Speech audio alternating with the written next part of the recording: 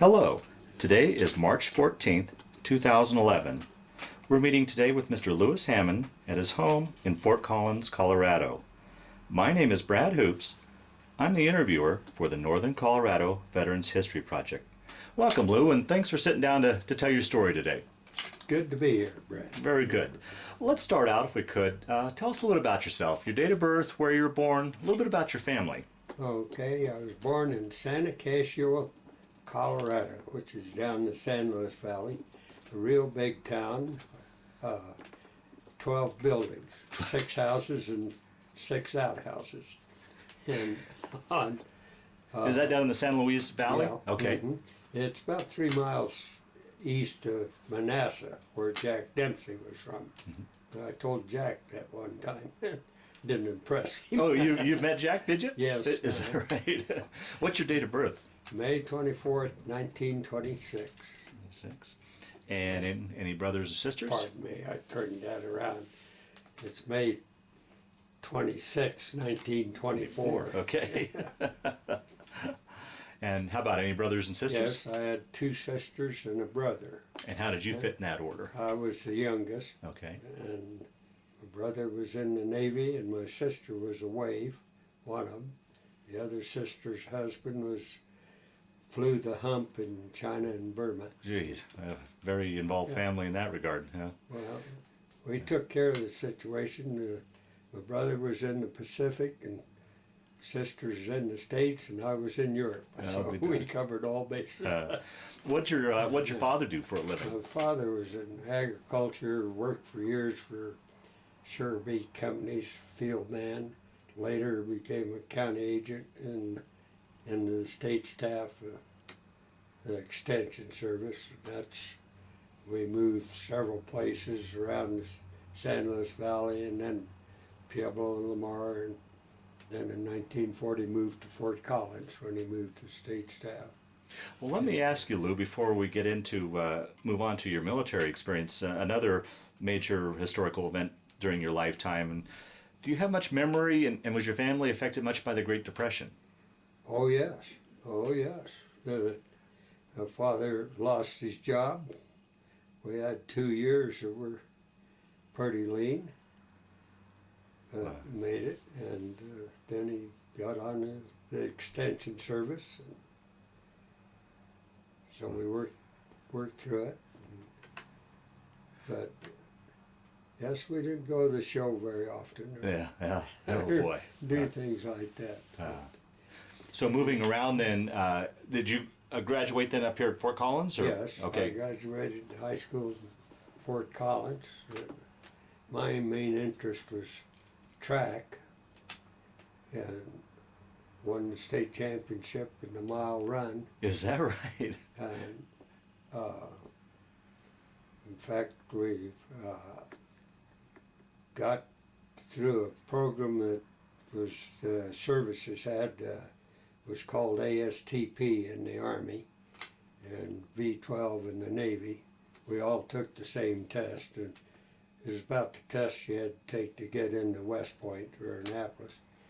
But anyway, we took it so we could finish high school, because I would have been drafted before graduation. Because you were already 18? Yes. Okay. And the principal got arranged for this. And anyway, you could choose the Army or the Navy, and since my brother was in the Navy, I took the Army because I'd been his little brother all my life, and I wanted to get away from that.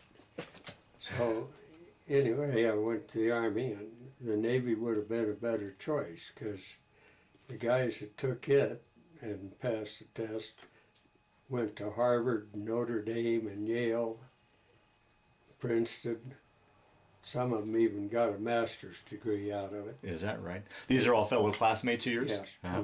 Huh. And in the Army, we got about 6 months of college. They decided they needed infantrymen instead of That's right, and canceled the program. That's right. Sent us all to the infantry. Yeah.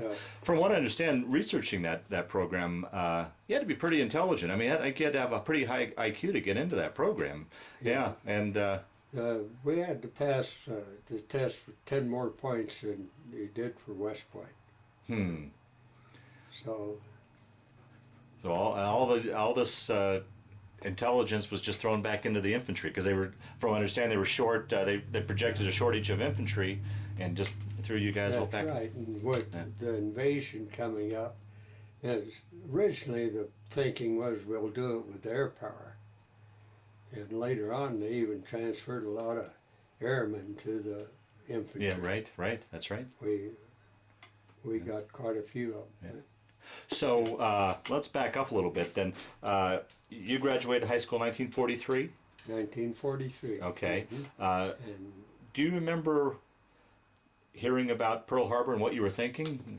very vividly, I could tell you almost to the second. We'd been to church, and it was one of those beautiful days we could have in Colorado in December. Mother packed a picnic lunch. We're going to go up the Poudre Canyon for a picnic lunch. But coming out of church, we had to stop at the post office and mail some letters. I ran across the street and mailed the letters. I came back, got the card. My mother was crying, and I knew something was the matter. And all she could say is, "You're going to war." Oh boy!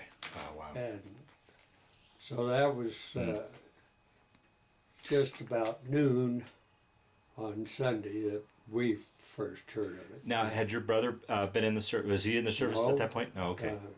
Yeah. He was, soon was. Yeah. in. Yeah. Wow. And he went in the Navy Air Corps. Wow. So moving ahead then, so you graduate in 43. How soon then after did you ship off then? Almost the next day. Is that right? We graduated the 4th of June, and on the 5th I got on a train to go to Fort Logan.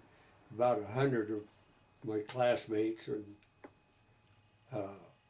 were in that bunch, Wow.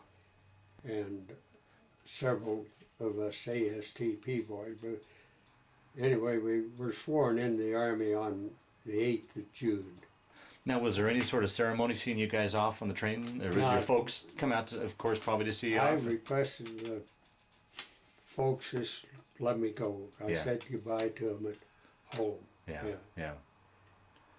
And they would have gone, but so we went to Fort Logan, and then I shipped to Camp Hood, Texas for basic training, 13 weeks. Now, how was that? How was that transition going from civilian life into military life for you? Well, the main emphasis on our basic training was physical. A lot of hiking and stuff, and I just told you, been running the mile. Right, yeah. So that wasn't too bad a deal. The biggest problem I had was it was middle of Texas in a very hot and dry summer. You couldn't drink the water in the lines. They'd put up a Lister bag and fill it with Halazone tablets, which is chlorine. Oh. And of course there's no shade, so that set in the shade or in the sun all day. And it'd be boiling hot when you'd come in from the day's training. And so we all learned to drink beer and rode home for money so we could buy beer. Wow. Of course, I didn't tell my mother what I was doing with that money. We'd run to the PX. You could only buy 2 bottles at a time. You get in line, finally get 2 bottles and get right back in line so you could get 2 more. But it was hot and dry the whole summer, Yeah. and like I said, mainly a lot of physical activity. And then the last week was be a big maneuver. In the morning we set out on that, it started to rain. And it rained, and it rained. And in 3 days, everything was so soggy, they couldn't move any equipment. And finally, the 4th day, the commander just called it off. And then they couldn't get the trucks to move to go back to camp. They were stuck. So they finally told us, if you want to, you can just start for camp. It was about 26 miles back then. Or you can wait until we can get the trucks going. I decided to take off, and I went back my old training routine. I'd jog a ways, and then I'd walk a ways. Anyway, in 4 or 5 hours, I was back in the barracks. I was the first man back in my barracks, which meant I had hot water, and I just walked in the shower and washed everything and stripped down. Anyway, I was all dried out and heading for the PX when the next man got back in there. And then 2 or 3 days later, they shipped us to New York University and to Washington Square College. Wow. Now, how was that? I mean, here's a boy growing up in Colorado. I imagine, Yeah. like many of your generation, you guys really never traveled too far away from home. Now you're in the big city, and How they selected it, I don't know. Some of those units out of Camp Hood went to other colleges, and how I got put in that one. And by this time, out of that 100 that I left Fort Collins with, there was one guy that I really knew, and that was John Charles Miller, whose folks used to have the photography studios here. But John had been in training camp basic with me, and he was in the same room as I was at New York, same dorm as at New York University. is that right? And everybody else was new, but I made some lifelong friends out of that. Yeah. So What was life like for you in New York City? I mean, once again, here was a more or less a country bumpkin from Colorado. Yeah, but very good. The first place, we had a very accelerated program. We took 6 weeks of trigonometry, and that was equivalent to a year of regular college trigonometry. So during the week, we went to class in study hall, and that's about all you did. But on the weekend, we could get out. And of course, the subway was right there, and we discovered 99 Park Avenue, which was a USO, but a little different one.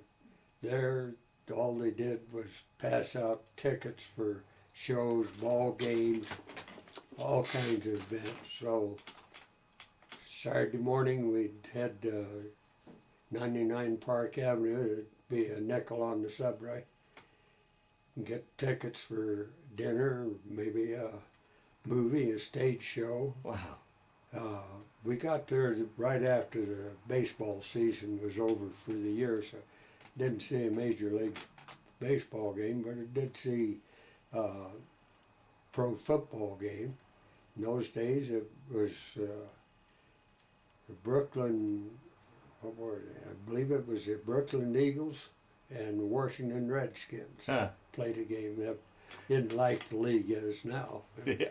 but it was in Ebbets Field. So, and that's when Jack Dempsey had a restaurant in New York. So I went in one day, I happened to go by it, and thought, well, I'll just introduce myself to him, and I did. And he bought my meal. Is that right? And I thought it was because they're telling him I was born where I was.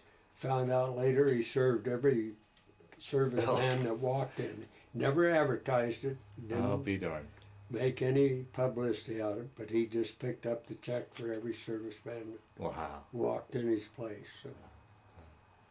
So we had a fair time, and Yeah.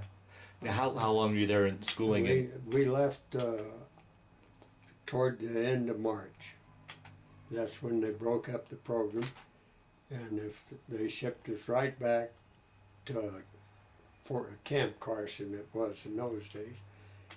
And I lost a sizable bet because the 30 of us or so in the room all bet that where we'd go, and I bet we wouldn't go to Colorado because I didn't even know Camp Carson.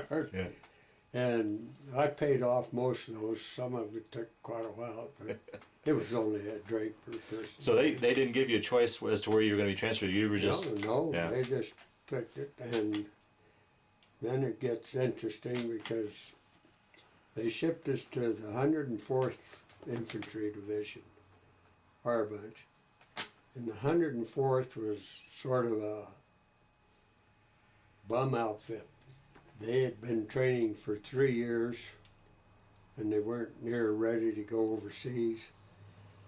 They were mainly made up of guys that couldn't read or write or could barely. And here all these intelligent guys are being injected into it. Yeah, and then they filled it up with that. But they had acquired a general by the name of Terry de la Mesa Allen. He had been the commanding general of the 1st Infantry Division, which was the best infantry division at that time there was. And they were in Africa. Terry led them against Rommel, very successful in Africa. But on a tour of a hospital with the commanding general, who happened to be Patton, and you've heard this story about him do it in Italy, where he slapped a hospital patient. Mm-hmm.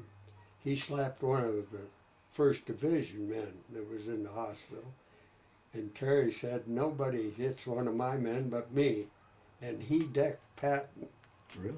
He Wow. put him on the floor. And I've heard this from General Allen himself. This isn't a rumor. He told me this at a convention. He was relieved of his duties and sent back to the States and given this derelict division. And he swore he'd replace the 1st, and we did later on.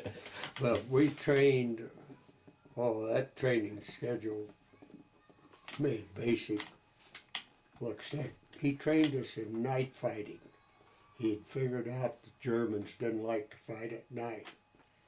So we went night and day. And through this past experience with track, Terry loved an athlete, and so did my regimental commander. And they held track meets and stuff, and I got some attention. But through that, they sent me to Wolf Scout School, or a scouting school that they put on. And that was to play a very important role further down the line. That got me wounded pretty good. Oh, geez. Oh, no. But anyway, that's another. They also, I graduated from that Wolf Scout School as the honor graduate. And then the invasion came along, and about 6 weeks later we moved out, went to Camp Kilmer in New Jersey, and loaded a ship there, and we landed directly in France. We didn't go to England. Oh, let me stop you here and ask a question. Once again, here's this landlocked boy from Colorado. How was that sea crossing for you? Did you get your sea legs, or how was that? Well, Talk a little bit about that crossing. It was a very smooth crossing, and we were triple loaded on that ship, which meant you had a bunk for 8 hours. We were on deck for 16, except our battalion was a work battalion. We had our own bunk, but we had to do some KP and stuff, which was great. It was a lot better than just sitting around on the deck all day.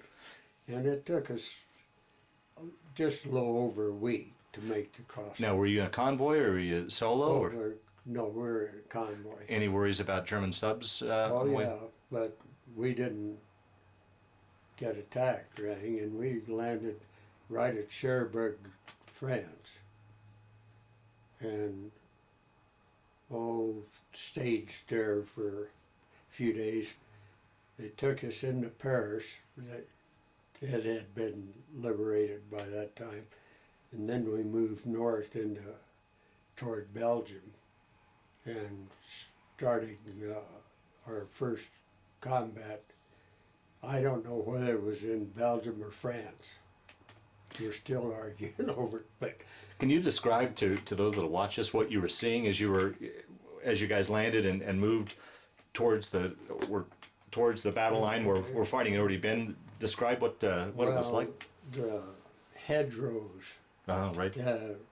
We didn't really have to fight in them, but that must have been horrendous because you could sure find cover, but it was hard to get through. And our first battle, we just got pummeled, and of course, being new, we fired all our ammunition right away. And I anyway swore I'd never run out of ammunition again, and I didn't. We robbed armored carriers and everything else, but we made sure we had ammunition. But during that battle in our squad, we lost our assistant squad leader, and so I was made a sergeant and assistant squad leader about a week after I got in Europe. Wow. Wow. And there again, went back to the Wolf Scout School a little bit. And also there was another thing in training camp on the rifle range. When we were shooting the 300 yards standing position, the guys on either side of me must have gotten confused because there were about 15 shots in my target. And I had 10 bullseyes. We shot 10 shots, but there were a lot more shots at the target, but they counted, the rule was they counted the 10 best. So anyway, I ended up a sharpshooter. Sharpshooter. And that's when they appointed me a sniper. So they gave me a infield bolt action rifle with a telescopic sight. And not very well, we'd gotten into Holland when we ran into trouble with snipers. And I was sent up to flush out the sniper. Well, the Germans had broken the dikes and flooded Holland to slow us down. So now we're getting into November, and it's colder, and going up toward where he was supposed to be, he picked me up and fired at me and didn't hit me. But all I could do was get in a canal, which wasn't frozen because it was salt water, but it was cold. And so I tried to advance up the canal as I could, and finally at dark I got out of that canal, and they'd set a building on fire with my sniper fire. I just walked in the middle of that burning building. Just to warm up? But during the night I got way up toward where he was. Now, were you by yourself? Yes. Boy, Yeah. that had to be frightening. I mean, Yeah. oh boy. My mission was to get him, and I got a good loft where I had a good view, and I picked him up the first time he fired, but he soon disappeared. And then he showed up the other end of the building and fired. Excuse me. And I figured out he's mowed. So I picked the window, and when he poked his rifle out, I fired. Now, you never know whether you got him or not. But we didn't get any more return fire. Hmm. So I went back, and they were moving up anyway, but not a, Okay, Lou, where we left off, you had just encountered that sniper and returned back to your unit. yeah. And we moved on into Holland and liberated a little town, Breda. And it was during as we were going through this village, we came upon an old man sitting on the curb, and he was crying his eyes out. And one of the guys could talk to him and found out that all through the occupation of the Germans, he had hidden a horse in the cellar of his house. And a ricochet bullet, when we liberated the town, had killed the horse. Oh, boy. And, well, you know what a bunch of Americans did. The Germans still used horse and wagons, and we'd captured a wagon train that morning. So a few of the guys went back, and they, instead of a horse, they brought a team up. And the old man insisted, "Oh, my neighbors know I only have one horse. I can't have two horses." So a guy wrote him out a little letter saying that this was a gift to the President of the United States and he was entitled to. And then we had to go on. That's Wow. the story.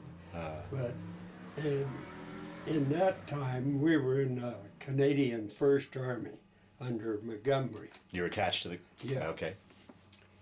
Through our career, we've fought in a lot of different armies. Everyone except the third, which was Patton's. We never did fight. But anyway, Montgomery was cautious to an extreme, and he wouldn't move until everything was in his favor. And in northern Holland, everything just shut down. And the Germans observed it too. When tea time came, all the British had the tea, the Germans took their break, and Terry Allen was going berserk.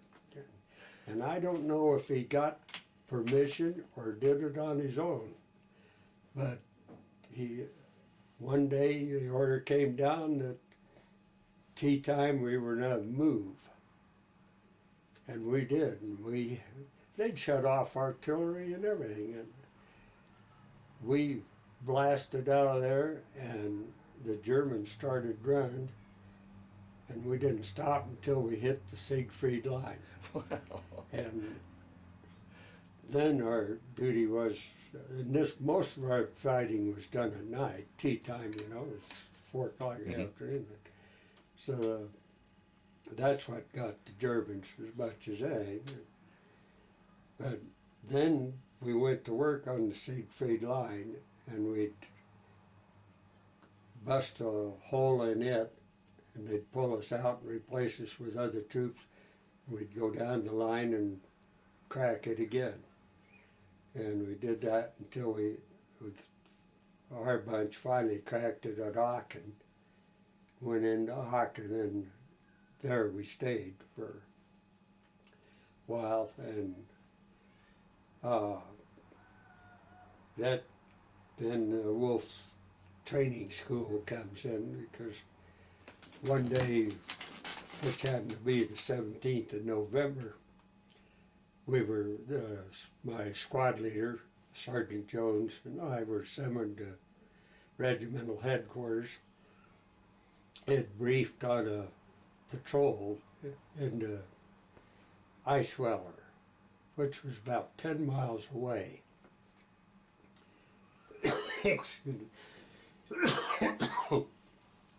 And we were in the patrol like that. You had a window.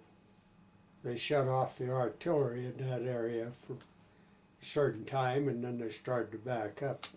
Our window was from 7 till 2 a.m. But when we were getting ready to go on that patrol, I told squad leader, I said, well, I probably got us into this mess with that Wool Scout school. And Jonesy looked at me and said, Hammond, the class before yours, I was the honor graduate. So we were both liable. But that patrol, we started out moonlight, and that was no problem. We knew the path through the minefield. And we got along fine, but then it clouded up, and then we started hitting German troops. And not an isolated patrol, but bodies of troops moving into position. Oh, geez. So we had to zigzag to get around them and stuff. And we finally got into Eichweller and realized we were in, if not Army headquarters, Corps headquarters. And they were tanks and artillery and everything was on the move.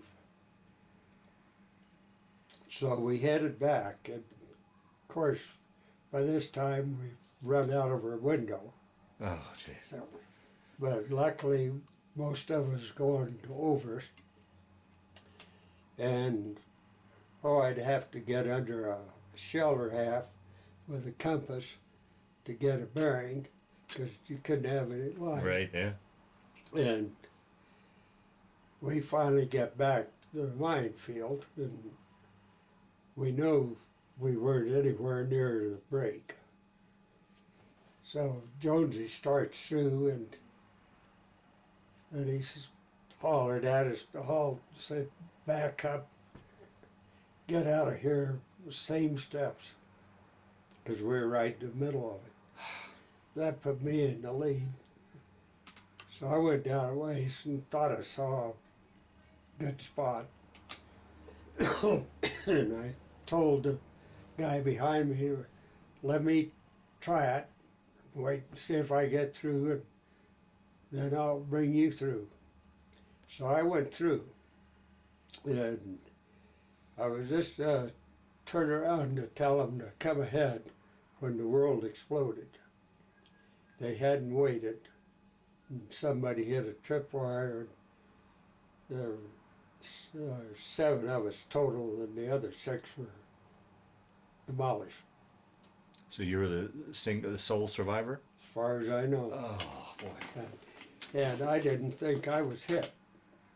But anyway, that brought out troops that were stationed there. It happened to be C Company out of our regiment.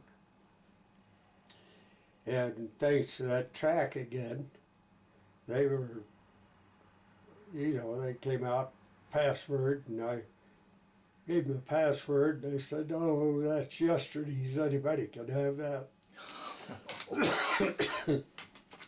And they were talking English, so I started telling them, hey, we're easy company. We've lived on such and such a street in Camp Carson, and who are you? And finally somebody said, and I said something about, we used to beat the heck out of you in track. One of the guys said, is that Hammond?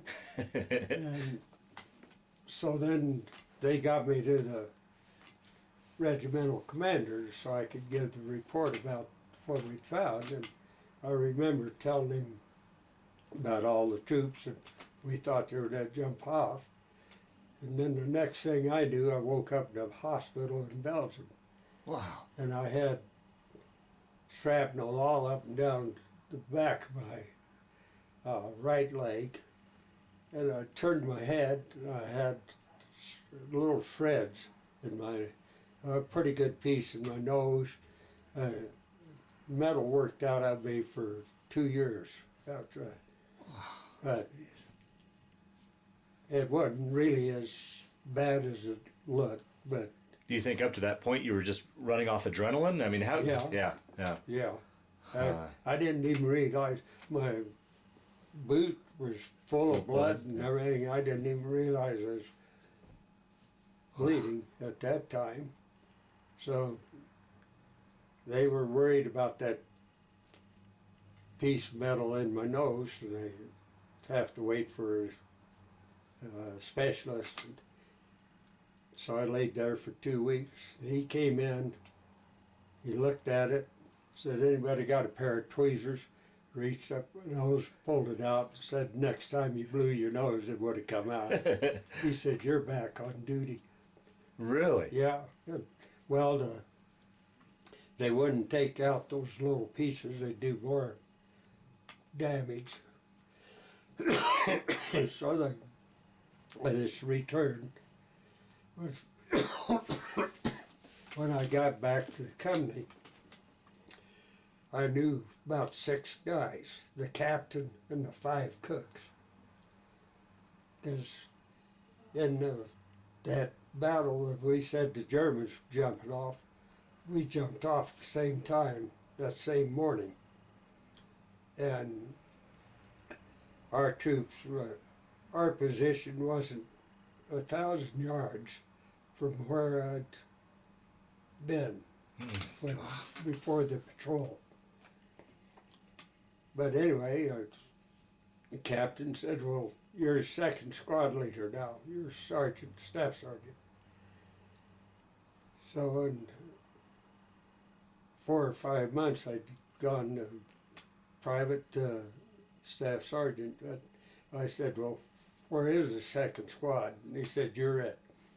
We expect replacements in a few days." And we got some. And I got 7 guys that were a dream. Really? Because I always was under the impression that the veterans and the replacements never really got along. That you were worried you didn't want to get to know them because they weren't experienced. But you got a good group then, huh? Well, yeah, and everybody had a specialty. My assistant guy that became an assistant squad leader was older, German guy from Pennsylvania, but he was a mechanic. If it was broke, he could fix it, and he did a lot of things. And then we had the youngest was a Portuguese kid from California that talked Portuguese. He could find anything you needed. And I had a guy that was later became a doctor after the war and very successful in L.A., but he could talk French and probably Latin if anybody had been around to talk Latin. But he was her brains. Came up with a lot of things. I had a Polish Jewish boy from Detroit whose grandparents had been killed in the concentration camps.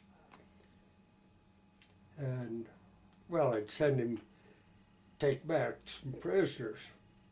It'd be a 3-hour trip. He'd come back about an hour.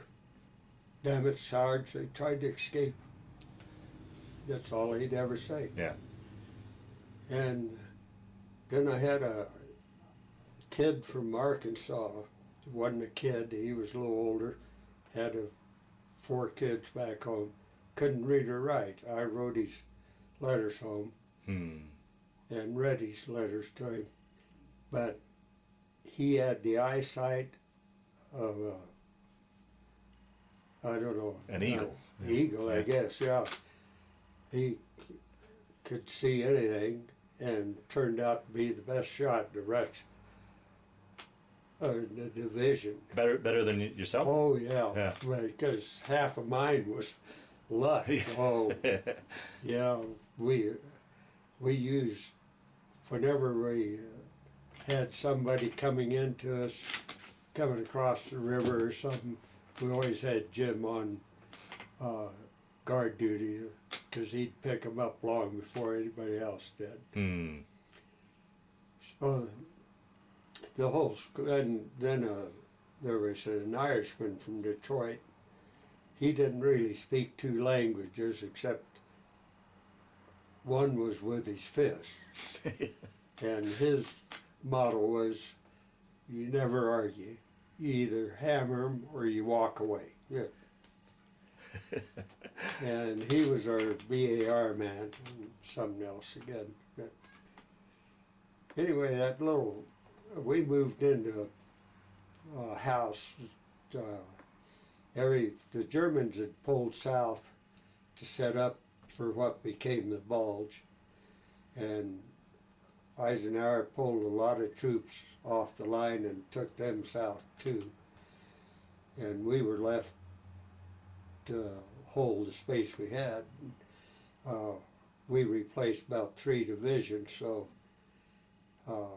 each squad had a whale of a... Pretty thin line then, huh? Yeah, I had over 1,000 yards of front. I was supposed to have 5 or 6 outposts manned 24 hours a day. Well, I only had 7 or 8 guys. Wow.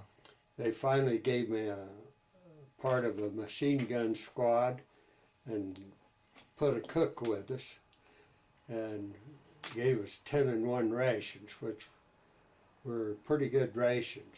Yeah, let's talk a little bit about that. Let's talk a little, if I mind, before we continue on with your story. What was life like as far as living conditions, food, sleep? Did you get enough sleep? Were you properly clothed? I mean, just general hygiene. I mean, talk a little bit about just general living conditions during this time. We had good clothing, but to add to that, because you guys were going into one of the coldest winters in Europe's history. Yeah.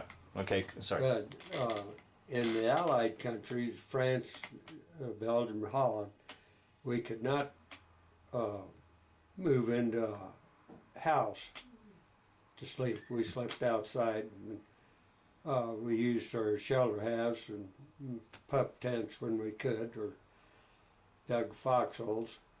But no, we were cold, and you never had enough sleep. But in fact, later on when we were moving,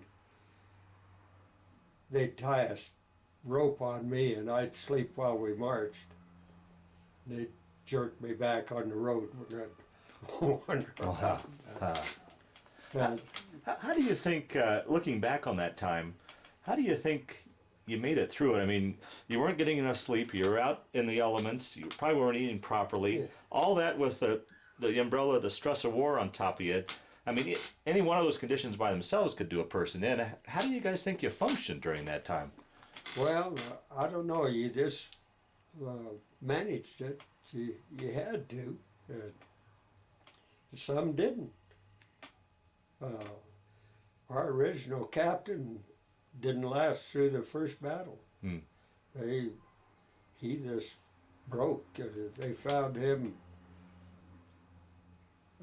heading toward the rear, crying like a baby, and he was, he just mentally broke. Yeah, and yeah. So it happens. Sure, yeah. And how were you feeling physically during this time? Had your wounds recovered from your wounds, or? Oh yeah. Oh, okay. Yeah. They didn't bother me too much. That happened later after the war when I tried to run track again. Then my knee went all out. And we had K rations and C rations at the time. There were some times you went quite a while. That first battle we got into, about 3 days, we didn't have anything except what we were carrying. I happened to have what they called a D-bar, which was a chocolate bar about 5 inches long. It was solid. And, well, you had to eat it very slowly. And so I stretched it out. But when we broke out of there, I came across a turnip field, and boy, that was great.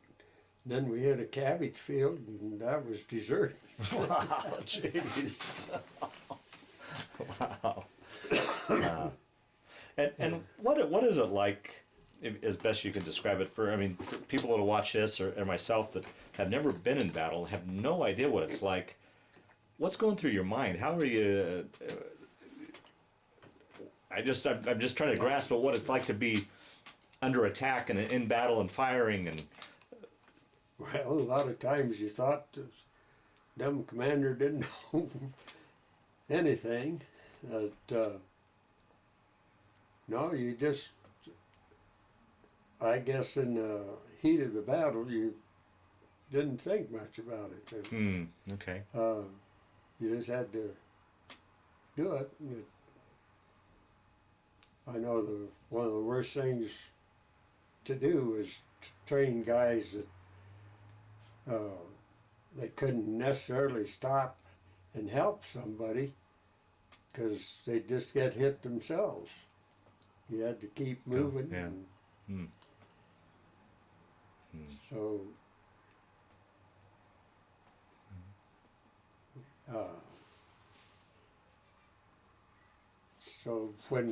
during this period that stretched into the Bulge,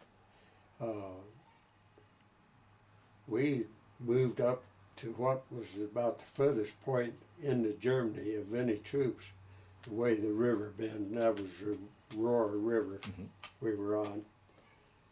But there was a pretty nice brick farmhouse up there. The troops as we were replaced were living in a cellar, fruit cellar out in back. I said, our guys never do that. We cleaned up the house and moved into the first floor of it. And that was pretty nice accommodation. We had a good stove, wood stove, or coal stove.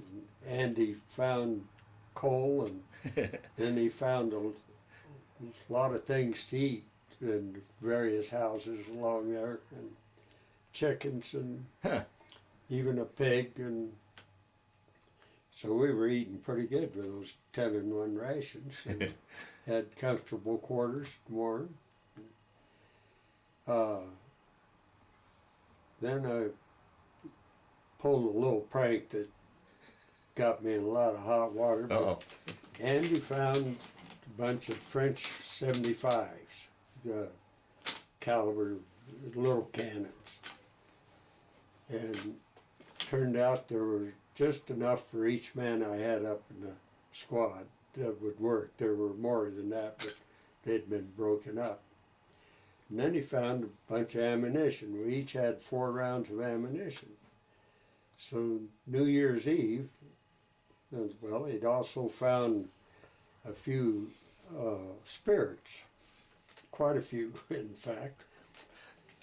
So we celebrated New Year's Eve, and we had the piglet, roast piglet that he'd found. So very good. At midnight we went out, and I ran the 2nd Squad Artillery Battalion, and we locked and loaded, and at midnight I hollered fire at will, and so everybody fired all 4 of those rounds.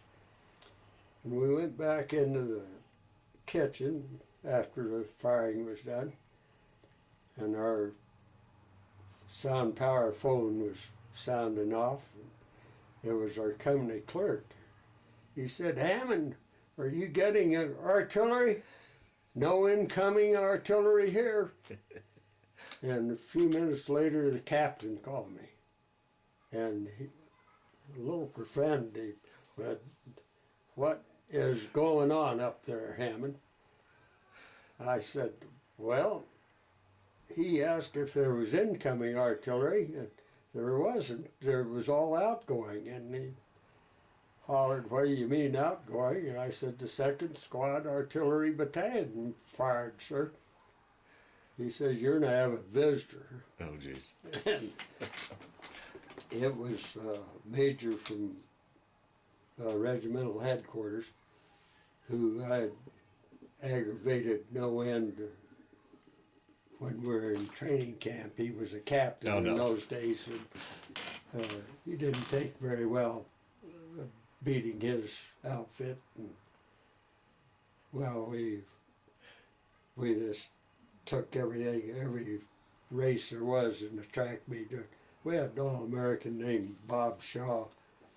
He ran the sprints, and I ran the distance, and we just cleaned up. But anyway, that happened to be the major that came in, and his first words to me were, "You dumb fool, don't you know there might have been a patrol out there?" I said, "I knew there wasn't any patrol. How'd you know that? If there was, I would have been on it." And which went over big. And so he said, "Well, we're going to regimental headquarters."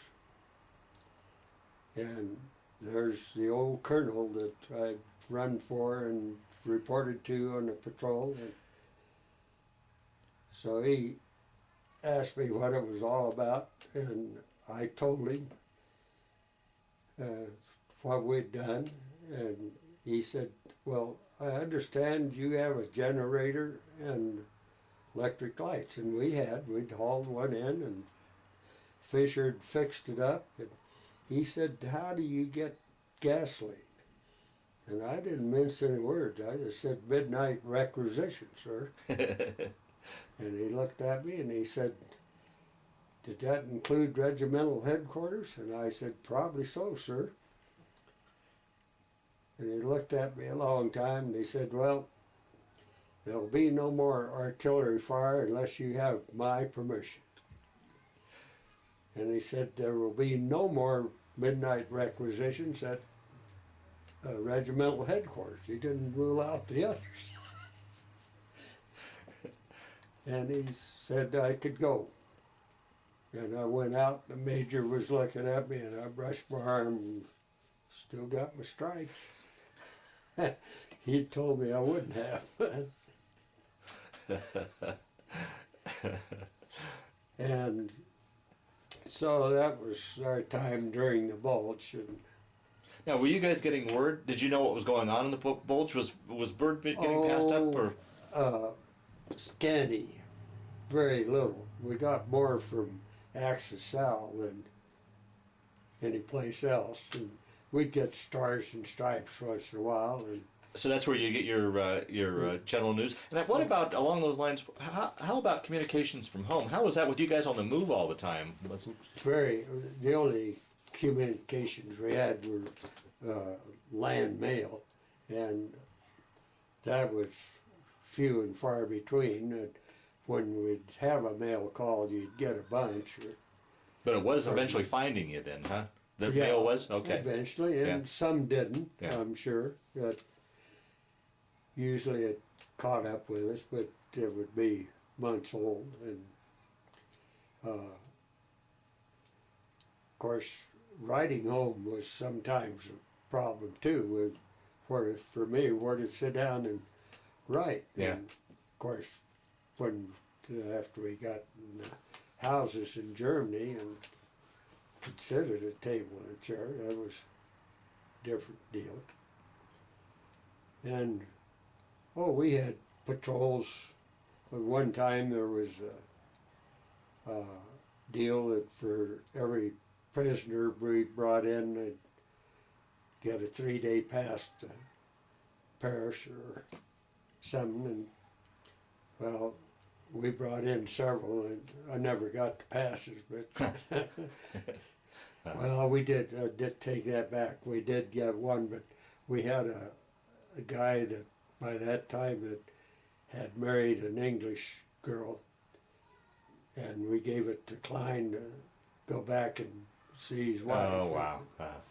But, well, we weren't so big-hearted. Truthfully, it was easier to stay on the line than to go off and come back up. Oh, really? Yeah, but they had a lot of problems, and I experienced it when I was coming back from the hospital. You think seriously about why am I going back up there? Sure. Wow.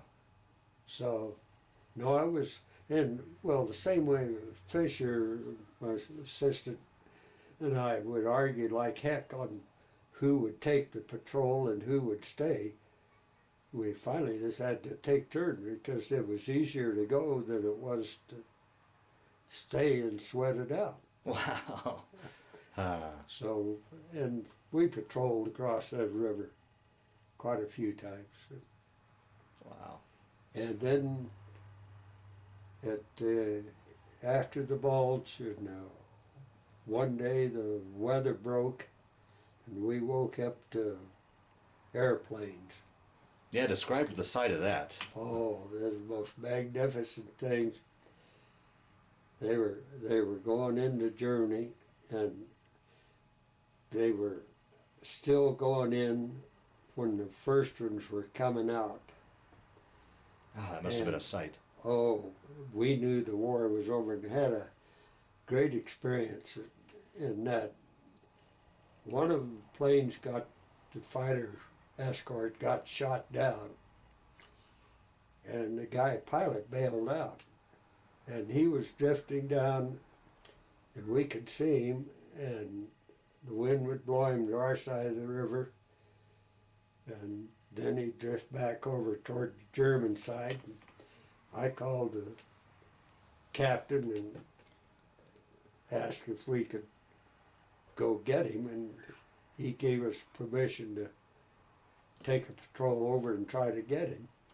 And of course it was Fisher's turn to take the patrol, and he went, and they didn't get him.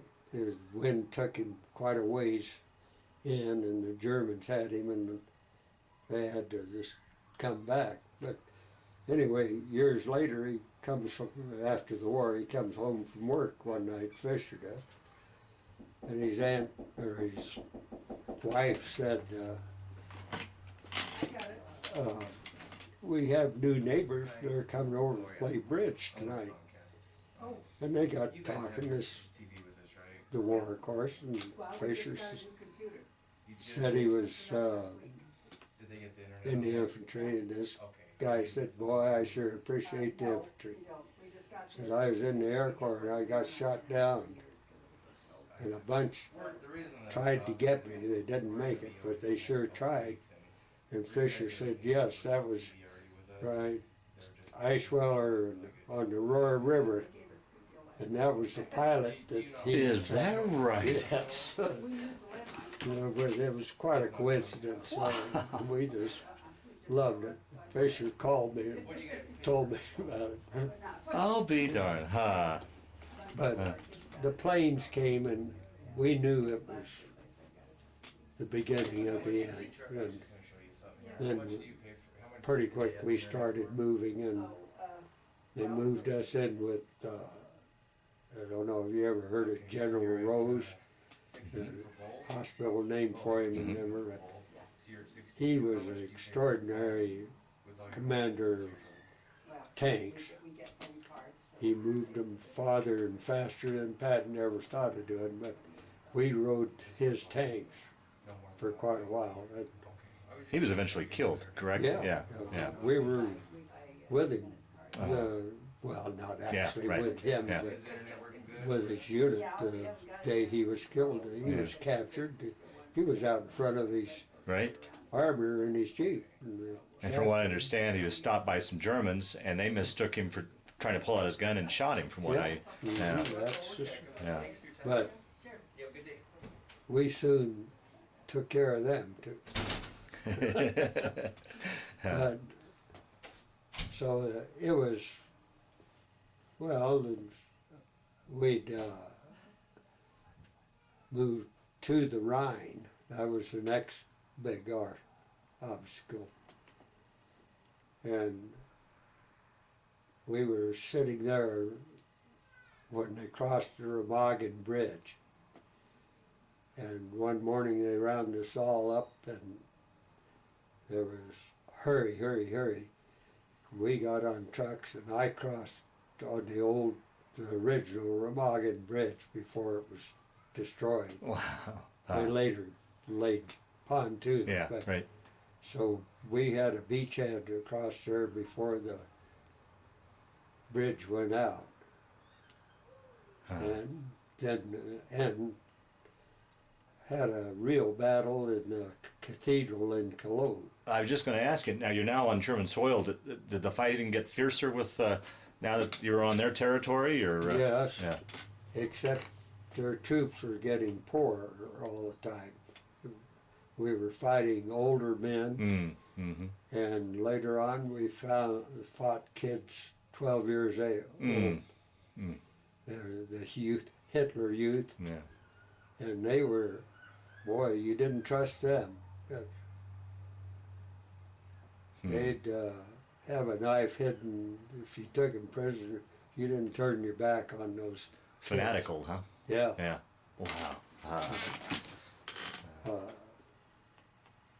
Now, were you having much, as you guys were moving, were you having much interaction with civilians that were still around in that area, or? We're beginning to. Yet when we got to the Rhine, we did, and that was another great thing. My squad was sent up to a little village right on the edge of the Rhine to hold that, and well, this Stevenson again saw a little girl that was just the age of his daughter back home. Oh boy. And he made friends with her just immediately. And of course, Fisher was talking to him, and they told us that a very important person lived in that house, and he and all his people had pulled out earlier that day, when, I guess when they heard we were coming. But it was a very nice house, had hot and cold running water, had their own generators. We had a bathtub, a hot bath. Oh, that must have been a treat. Oh, boy, was it. But anyway, I told the captain about it, and told him not to tell everybody, but he did bring the colonel up, and the colonel was sitting in there taking a bath. Stevie didn't know who he was. He said, "Be sure you clean that up." Then Stevie started telling me that, and Fisher, that the people were telling them that there was a well, a big cistern. And we went and looked at it, and it was, and had a ladder down side of it, and it was big around. We couldn't see the bottom, but they said a lot of important people would go down in that cistern or well. So I reported it to the captain, he reported it to division, and pretty quick we had a intelligence officer from division up there, and he came up with one or two guys, but anyway, he asked us to take him down it. So the squad went, we let him down, and he got down to the main room. There were file cabinets and stuff and desks, and he looked around a little bit, and he said, "Sergeant, get your men out of here, and nobody will come down here till we get back." And he said, "You guard this place 24 hours a day." Wow. And he came back with, there must have been 20, I guess police officers, military police. And they went down there, and we never did find out what it was, but we understood it was headquarters of the German underground. Wow, huh? But they never told us Yeah. what. That's something you found out years later, or? Yeah, and then of course in a day or two we moved, went on to Remagen, and nobody cared. Yeah. Wow. And then we pretty much raced the Elbe, and they held us up there to meet the Russians. We could have been a lot farther. It always griped me that we conceded that much ground to the Russians. And Roosevelt passed away in there somewhere. We learned about it a month later, I suppose. And we didn't know the war had ended. Oh, really? No, in fact, we fought a pretty good little battle after VE Day. It was with the Russians.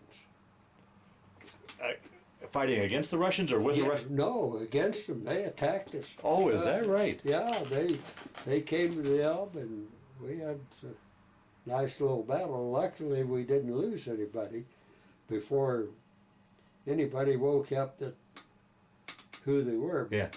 They were not an organized. They just straggled in, and had different units, and so anyway, then we just set on the Elbe, and our main mission was to keep everybody from flowing in. They were all trying to get out of the Russian territory. Yeah, right. And, well, I had one goof off that been assigned to the squad.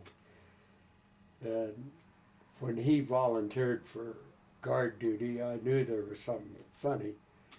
But all these people coming through, the women would offer you anything to let them through. Yeah, yeah. And Reynolds figured that out. Right. But then, and a little note of my own, when the war ended, I had a battlefield commission on the general's desk. Wow. And they froze it, and the captain said, "I'll pursue that if you want me to." And I said, "What is the title?" And he said, "Well, you'd probably be sent to Paris for charm school, learn how to be an officer and a gentleman, and then you'll probably be shipped to the Pacific." Oh. And I said, "I think I'll just bypass it and stay right. with the outfit," which I did. And So was there any talk of transferring the 104 over to the Pacific at all? Or? Well, we didn't hear it, but we were,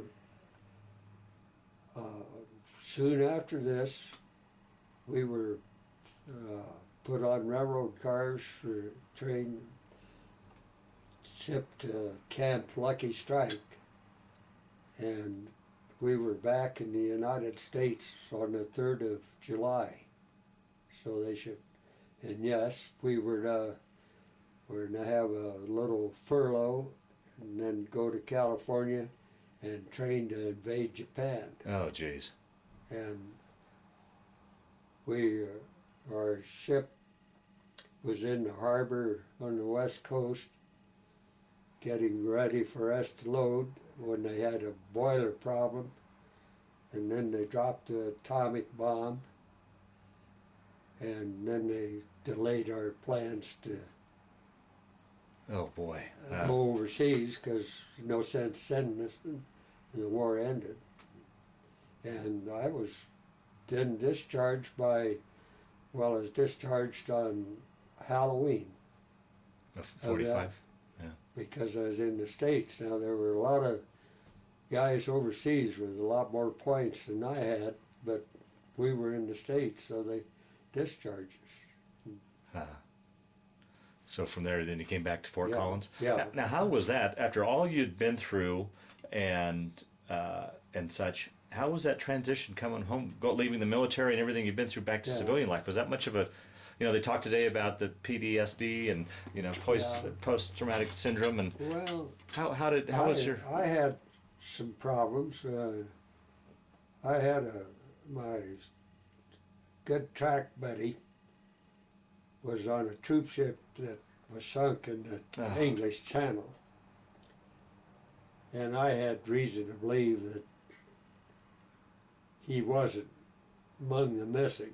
He traded his dog tags, and I think the guy buried out here has his dog tags on him, but it isn't him. Really? And that caused me a lot of problems. Sure. Oh, gosh, yeah.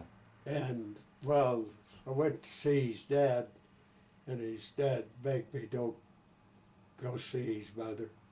She couldn't take it. Yeah. And Well, along those lines, let's talk a little bit about your mother. How did she ever talk about when she got back what she was going through? I mean, she had a son in the Pacific, a son in Europe. Your letters were censored, so she had really no idea. I mean, she probably got the telegram that you were injured. I mean, well, what was? she got more than that.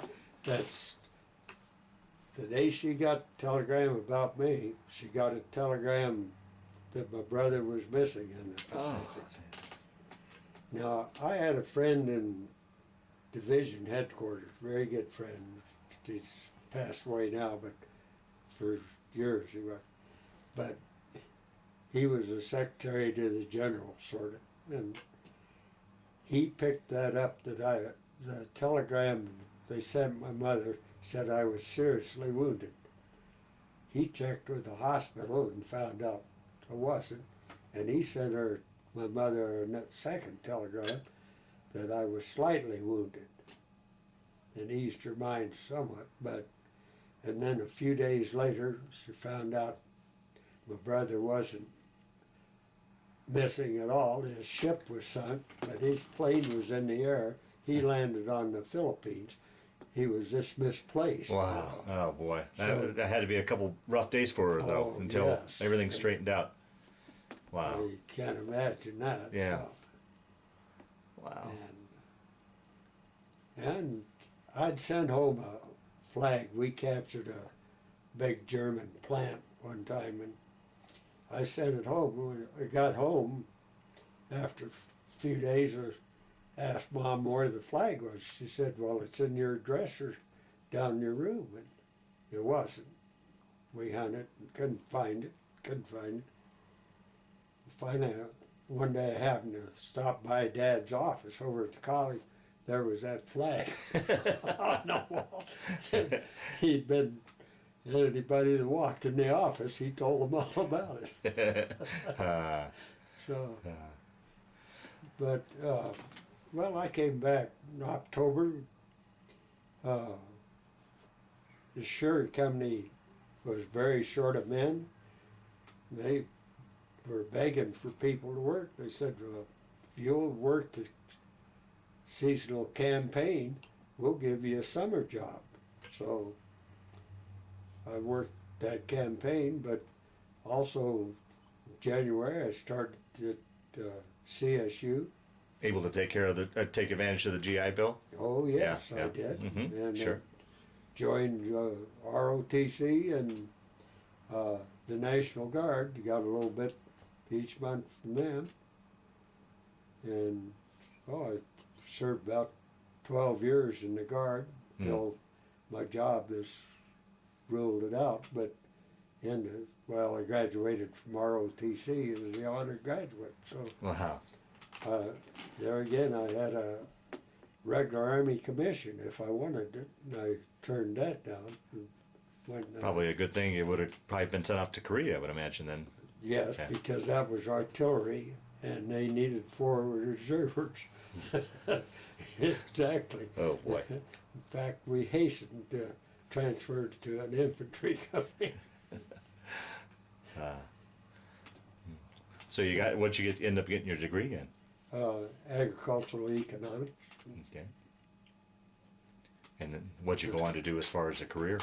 Well, it worked out. I went into the selling agricultural commodities, pesticides, fertilizer, things like that. And ended up head of the chemical department of American Fertilizer and Chemical Company, which was part of Phillips Petroleum.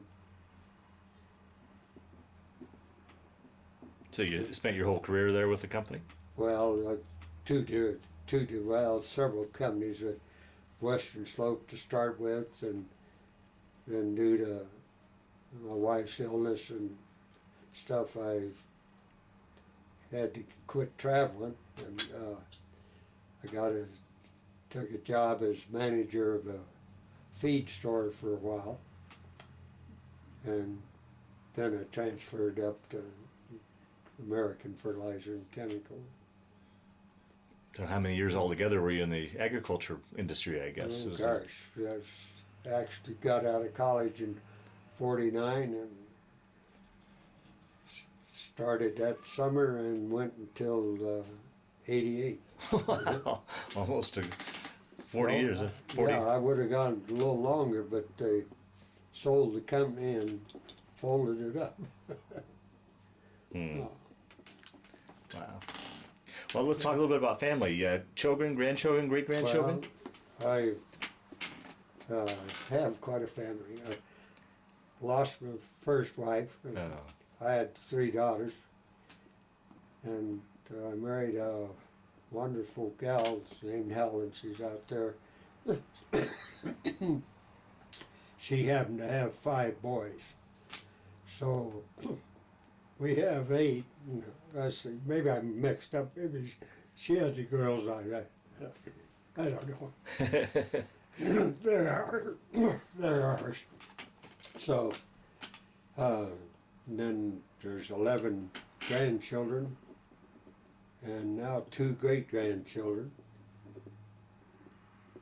And they're spread from, well, there's 2 here, and 1 in Loveland, 1 in Greeley, 1 in Missouri, 1 in Chicago, 1 in Connecticut, Wow. and then the grandkids, 1 in New York, outside Albany. Wow. Spread out all over. Yeah. All different things.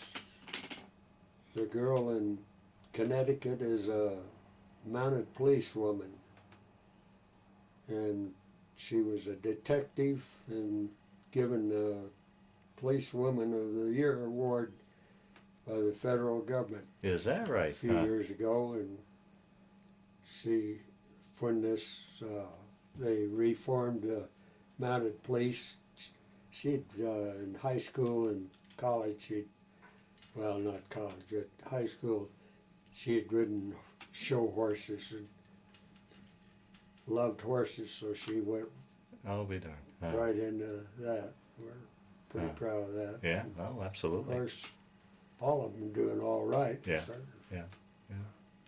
How about as far as through the years, have you kept in touch with the guys you served with? Go to reunions and such? yeah, I did. 104th, in fact, just a year ago had their last reunion because not many of us left. Mhm. But you know, this guy that was in the division headquarters, and well, John Charles Miller, of course, he doesn't live here, but he went all through the 104th with me, a different regiment. But I've always kept in touch with him and see him at high school reunions, Mhm. things like that. Oh, and most of the squad I kept in touch with until I lost them. Yeah. Wow. And, well, one of the Bronze Stars I have is I went out across some bare ground, picked up a guy that had been hit by the German, brought him back in, and he was a kid that from Greeley, Colorado. I'd run against him and tracked him Is all that through right? high school. Wow. I didn't know that when I started out after. Yeah, right. It just, yeah, he ended up being a doctor in Greeley for years. So you say one of your Bronze Stars. How many were you awarded? 3? Mm-hmm. Jeez. And one Purple Heart? Purple Heart, but there's a combat infantry badge, but there's also a presidential unit citation, which we walked the whole battalion through the Germans' lines, got in behind them, and we captured a whole division before that little deal was over. Wow. So, Wow. and I actually don't know how many battle stars. Well, from what I understand, the 104th was in combat, one of the longest segments through the war, wasn't it? 195 days or something like that? Straight? If we'd gone one more day, we would have broken the record, but the war ended. Wow. Yeah, that's right. I'll be darned. In other words, that ragtag division became a real division. I guess so. And we did replace the first division. Is that right? Yeah. Terry was walking on air. But One of our reunions in Colorado Springs, one of the early ones, I got there a day early, and Terry and my battalion commander were there. I happened to run into both of them, and the three of us sat in the bar and had a reunion, and they had a great time, asked me what the men thought of so-and-so. Yeah. And then I'd ask them what they thought of so-and-so. Yeah. We had about the same opinion. Is it? Yeah. Wow. Well, Lou, we'll start to wind down this interview. Is there anything I didn't ask you that you wanted to talk about, or any other stories that have floated to the surface as we've been doing this interview you want to talk about? So hopefully we'll round out and capture as much of your story as possible. Is there anything you'd like to... Well, think about getting around most of them. There were a few incidents I never knew the outcome of. When we were on the Roar River, orders came down that there'd be somebody coming across from the German lines, and we were to get him to division headquarters as soon as possible if he came through our area. And that's when one time we had Birmingham on guard, and it was night, but there happened to be a flare, and Birmingham picked him up, and he'd apparently been a undercover guy that been on the German side. Huh, wow. And we got him there. And that place also, like I said earlier, was furthest point into Germany at that time the troops were. And that house, we used upstairs window for lookout, and we had a good view of things. And that word got around to the regiment and division. We quite often had visitors, especially since that old cook we had, and he was old for the infantry. I'm not kidding. He was in his 50s. Oh, really? Yeah, and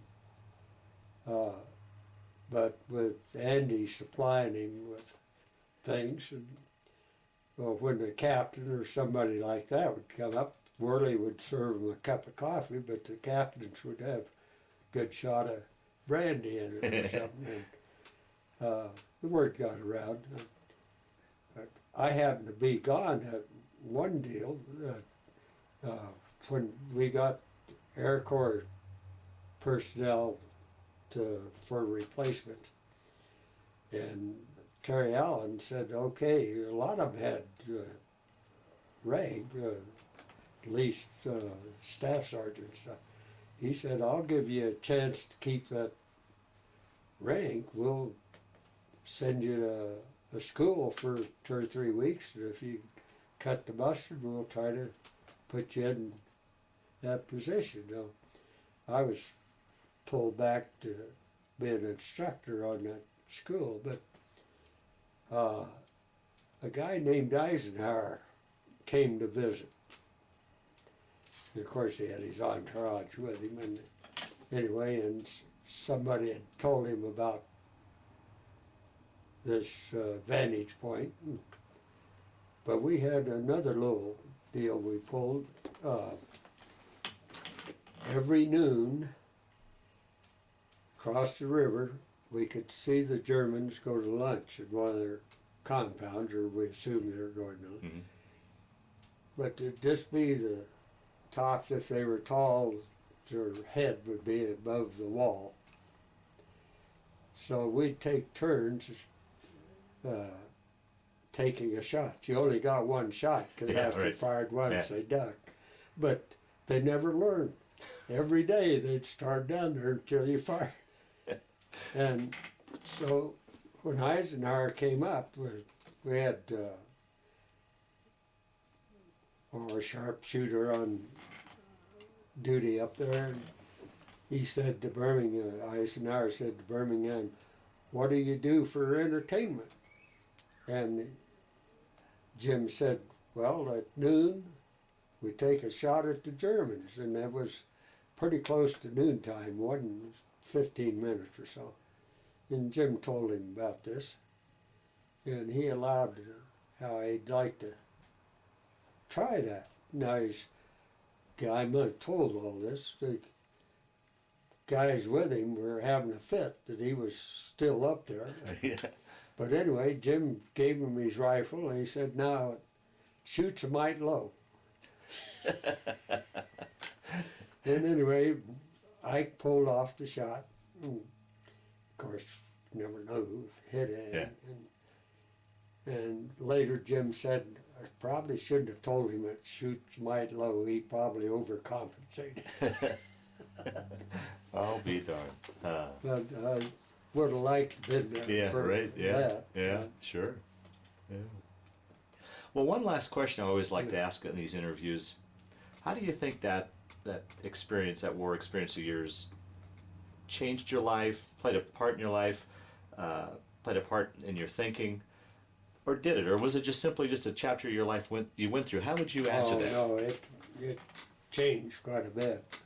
I doubt if I had really ever gone to college or done any good at it. You know, it hadn't been for that. And I don't know about that. well, of course, it would have been under duress because in our family, education was everything. You know. Yeah. My mother and father are both college, and my mother had 8 years of Latin and 7 years of Greek, and Wow. which for in the early 1900s was Yeah. something. Right. Absolutely. Sure. Yeah. I mean, Yeah. but no, it did. It changed a lot of things, and then the big thing. See, I had always planned on running in the Olympics. Well, that's was going to be my last question too. Is that injury? Well, Has that ever bothered you through the years? Yes. I tried to run track. At CSU? Yeah, Uh-huh. and I was on the team, and I got to the conference track meet, and doing fairly well, but I wasn't up to snuff. But at the mile run, the conference track meet, my knee, this balloon Ah. hit, and I haven't run since. So, cut short of potentially Olympic. Yeah, Wow. That's, because in high school I was running down a 4:30 mile, really? Wow. and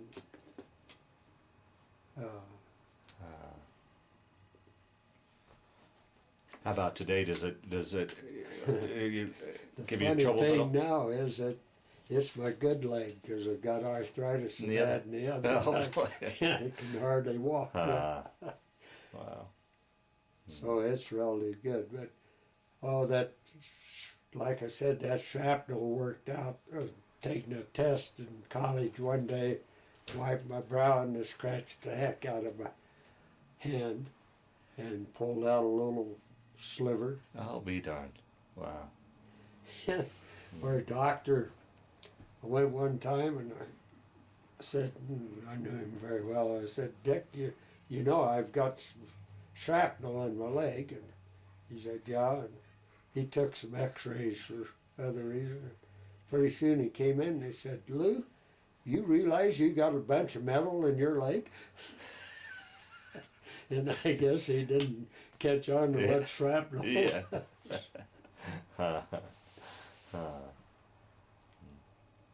Well, Lou, I want to thank you for sitting down to tell your story today, but more importantly, I want to thank you for your service to our country. Well, thank you for the effort. Appreciate it.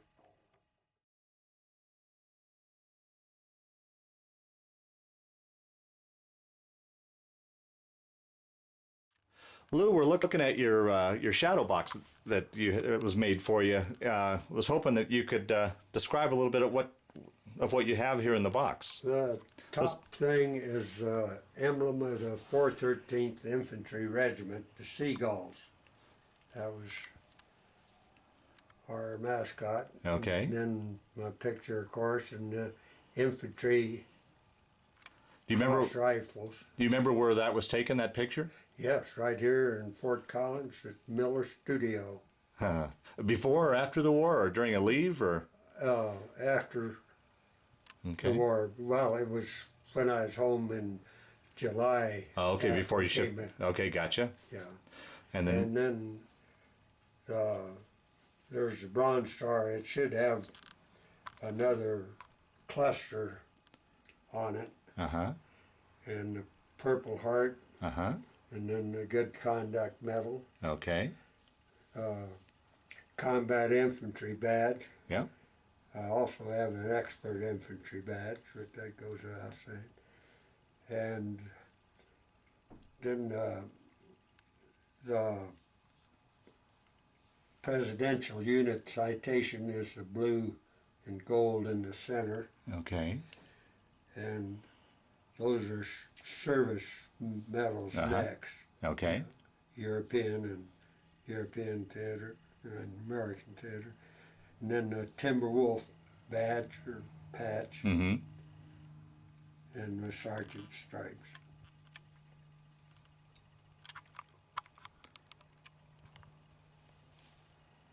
Very good.